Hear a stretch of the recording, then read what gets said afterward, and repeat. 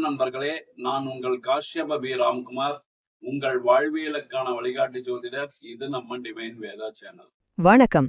கரிநாள் நம்ம எல்லாருமே இந்த வார்த்தைய எங்கேயாச்சும் ஒரு தடவையாச்சும் கேட்டிருப்போம் இல்லையா? அன்னைக்கு எந்த ஒரு நல்ல காரியத்தையும் ஆரம்பிக்க கூடாதுன்னு நம்ம வீடுகள்ல சொல்வாங்க. ஆனா ஏன் கரிநாள்னா உண்மையில என்ன அர்த்தம்? வாங்க இத பத்தின எல்லா சந்தேகங்களுக்கும் இந்த விளக்கத்துல விடை தேடலாம். சரி, ஒரு கல்யாணத்தையோ புது வீட்டு கிரகப்பிரவேசத்தையோ இல்ல வேற ஏதாவது ஒரு முக்கியமான சுப நிகழ்ச்சியோ கரிநாள் அன்னைக்கு நடத்தலாமா? இதுதான் நம்ம எல்லாருக்கும் இருக்கிற முதல் மற்றும் முக்கியமான கேள்வி. பாருங்க, இந்த ஒரு கேள்விக்குள்ளேயே அறிவியல், நம்பிக்கை, முன்னெச்சரிக்கைன்னு நிறைய விஷயங்கள் ஒளிஞ்சிருக்கு. அந்த கேள்விக்கு பதில் சொல்றதுக்கு முன்னாடி முதல்ல கரிநாள்னா என்னன்னு நம்ம சரியா புரிஞ்சுக்கலாம் வாங்க. ஏன்னா இதோட மொத்த அடிப்படையுமே நம்ம சூரியனை சுத்தி தான் இருக்கு.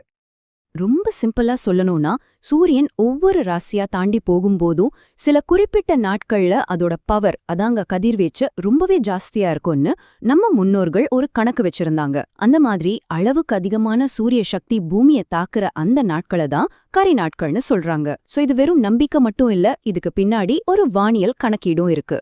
ஓகே, இப்போ உங்களுக்கு கரிநாள்னா என்னன்னு ஒரு ஐடியா கிடைச்சிருக்கும். ஆனா ஏன் இந்த நாள்ல நல்ல காரியங்களை தவிர்க்கணும்? இதுக்கு பாத்தீங்கன்னா 2 விதமான காரணங்கள் சொல்லப்படுது. ஒன்னு சயின்ஸ் சம்பந்தப்பட்டது, இன்னொன்னு நம்ம ஜோதிடம் மற்றும் நம்பிக்கை சம்பந்தப்பட்டது. இப்போ இங்க ஒரு இன்ட்ரெஸ்டிங்கான விஷயம் என்னன்னா, இந்த 2 காரணங்களுமே கடைசியில ஒரே ஒரு விஷயத்தை தான் சொல்லுது. அறிவியல் ரீதியா பார்த்தா அந்த அதிகப்படியான சூரிய கதிர்வீச்சு நம்ம உடலையும் மனசையும் பாதிச்சு ஒரு விதமான பதட்டத்தையும் மன அழுத்தத்தையும் உருவாக்கலாம். அந்த டென்ஷன்ல நம்ம எடுக்கிற முடிவுகள் தப்பா போக வாய்ப்பிருக்கு.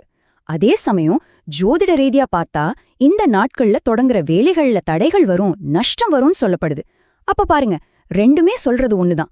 இந்த நாட்கள்ல கொஞ்சம் கவனமா இருங்க, அவசரப்படாதீங்க. சரி, தியரியெல்லாம் போதும். இப்போ பிராக்டிக்கலா என்ன பண்றது?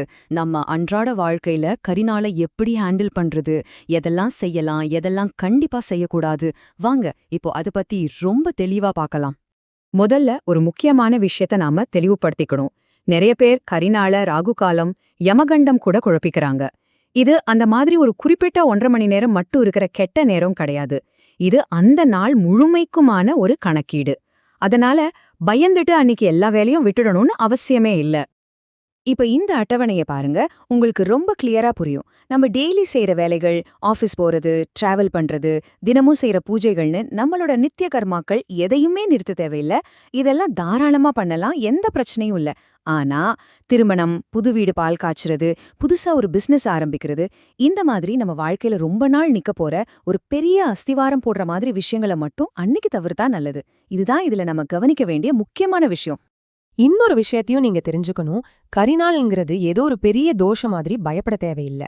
இதோட தாக்கம் ரொம்ப ரொம்ப கம்மின்னு தான் சொல்லப்படுது. குறிப்பா ஒருத்தரோட ஜாதகம் ரொம்ப ஸ்ட்ராங்கா இருந்துச்சுன்னா, அவங்களோட தசாபுத்தி நல்லா இருந்துச்சுன்னா, இந்த மாதிரி சின்ன சின்ன பாதிப்புகள் அவங்கள ஒன்னுமே செய்யாதுன்னு கூட சொல்வாங்க. அப்போ நாம இதை எப்படி எடுத்துக்கிறது? இதை ஒரு பயமா பார்க்கணுமா இல்ல ஒரு முன்னெச்சரிக்கையா பார்க்கணுமா? வாங்க இதுக்கு சரியான ஒரு கண்ணோட்டத்தை புரிஞ்சுக்கலாம். நம்ம எல்லாருக்கும் தெரிஞ்ச ஒரு பழமொழிதான், வரும் முன் காப்பதே சிறந்தது.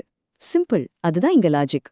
ஒரு சின்ன பிரச்சனை கூட வந்துடக்கூடாதுங்கிற ஒரு பாதுகாப்பு நடவடிக்கை தானே தவிர இது ஒரு பயமுறுத்தல் கிடையாது. ஒரு பாதுகாப்பான பாதையை தேர்ந்தெடுப்பது மாதிரி தான் இதுவும். ஆக மொத்தம் நாம இதுல இருந்து புரிஞ்சுக்க வேண்டியது என்னன்னா, கரிநாளை பத்தி தெரிஞ்சுக்கிறது பயந்து நடுங்கிறதுக்கு இல்ல, ஒரு விஷயத்த பத்தி தெரிஞ்சு வச்சுக்கிட்டு கொஞ்சம் அலர்ட்டா இருந்து நல்ல முடிவுகளை எடுக்கிறதுக்கு தான். இத அறிவை அடிப்படையாக கொண்ட ஒரு முன்னெச்சரிக்கை. இப்போ கடைசியா உங்ககிட்ட ஒரு கேள்வி. இந்த கரிநாளுங்கிறது பல 1000 வருஷமா நம்ம முன்னோர்கள் இயற்கைய கவனிச்சு நமக்கு கொடுத்த ஒரு அர்த்தமுள்ள வார்னிங்கா, இல்ல இப்போ இருக்கிற வேகமான உலகத்துல இது வெறும் ஒரு தேவையில்லாத மனத்தடையா மாறிடுச்சா? இத பத்தி நீங்க என்ன நினைக்கிறீங்கன்னு யோசிச்சு பாருங்க. நன்றி நண்பர்களே. இந்த வீடியோ உங்களுக்கு பிடிச்சிருந்தா கீழே கமெண்ட் பாக்ஸ்ல கமெண்ட் பண்ணுங்க. சப்ஸ்கிரைப் பண்ணிக்கோங்க. பக்கத்திலேயே பெல் ஐகான் இருக்கும், அதையும் பிரஸ் பண்ணிக்கோங்க. இந்த வீடியோவை உங்க சொந்தக்காரங்களுக்கும் ஃப்ரெண்ட்ஸுகளுக்கும் ஷேர் பண்ணுங்க. நல்லதை பகிர்வோம், நல்லதே நடக்கும். வாழ்க வையகம், வாழ்க வளமுடன். நன்றி, வணக்கம். வணக்கம் நண்பர்களே. ஆன்மீகம் மற்றும் ஜோதிடம் தொடர்பான அரிய தகவல்களுக்கு எங்கள் டிவைன் வேதா யூடியூப் சேனலை சப்ஸ்கிரைப் செய்யுங்கள்.